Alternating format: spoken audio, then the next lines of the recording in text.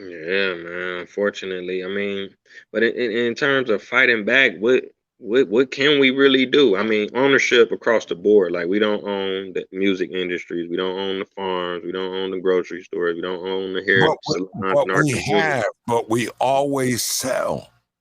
You know, Russell sold Def Jam for $100 million. That's $1 billion company now.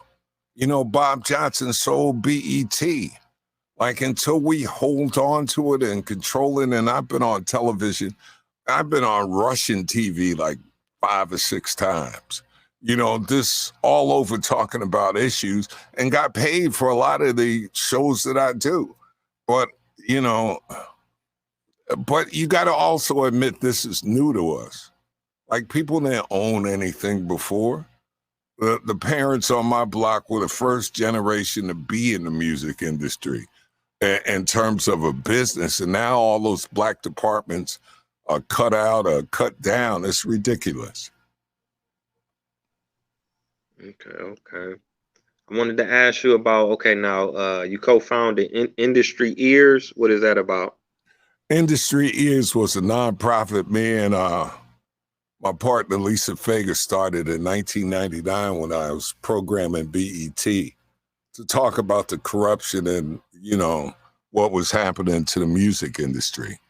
And, you know, it's basically been shut down for years. It's still a historical site, but it was something that kept me moving for a long time when I started to transition away from the commercial outlets.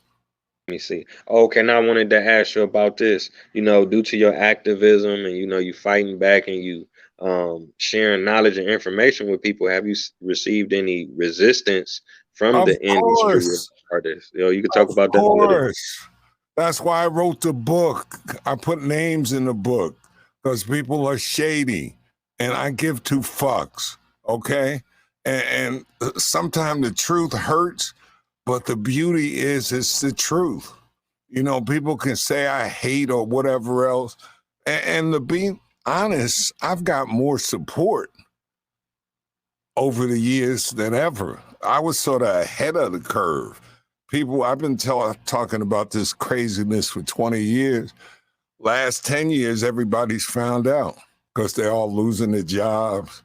And now everybody wants to talk and everybody, but nobody wanted to fight back then when we were fighting, you know.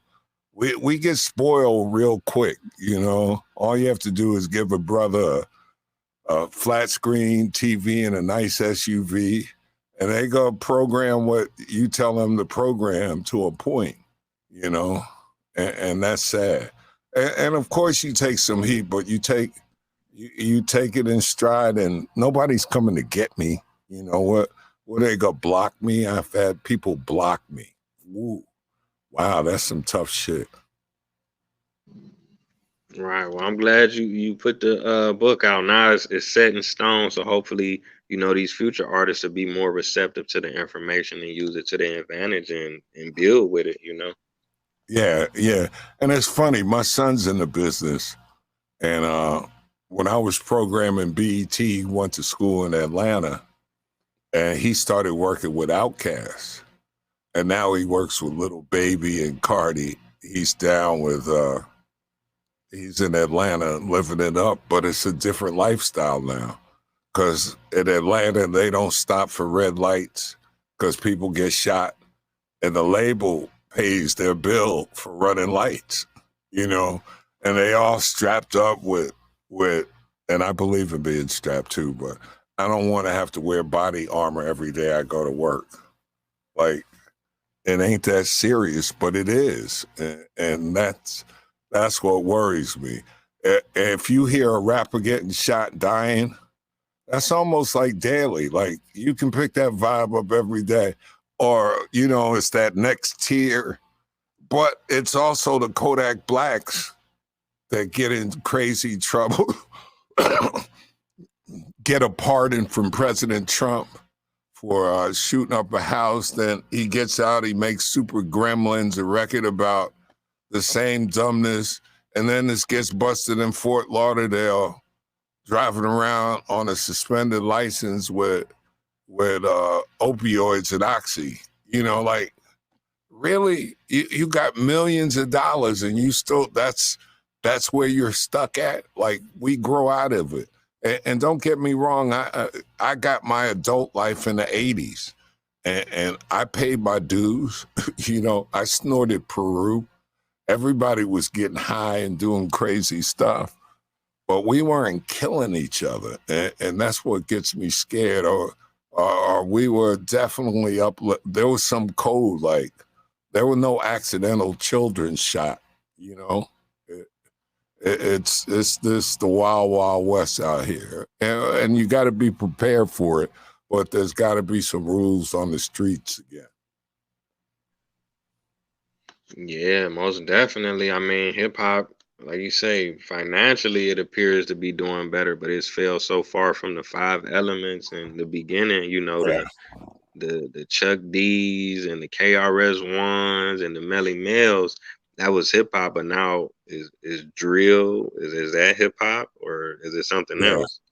Yeah, well, you mentioned Chuck, man. I forgot in the beginning. Like him and Joy Reid wrote on the back of my book. And I was so late, like my business sense. I have this saying, knowing your weakness is your strength. And if you, and the work on it, you got to know what your strength and your weakness is. And mine is some of the business sense. So when I did my book, I had the artwork, all the stuff, but I needed two people to write on the back.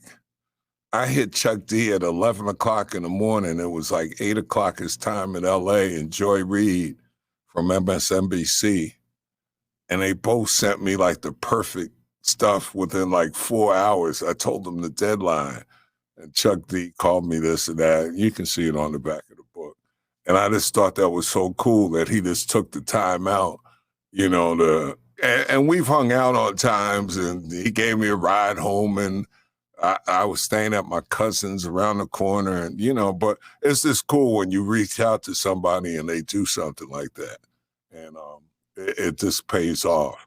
And I've been lucky to be connected with a lot of winners and catching them early, you know, before they get successful. Yeah. Right, right. Big shout out to Chuck D. That's a giant right there.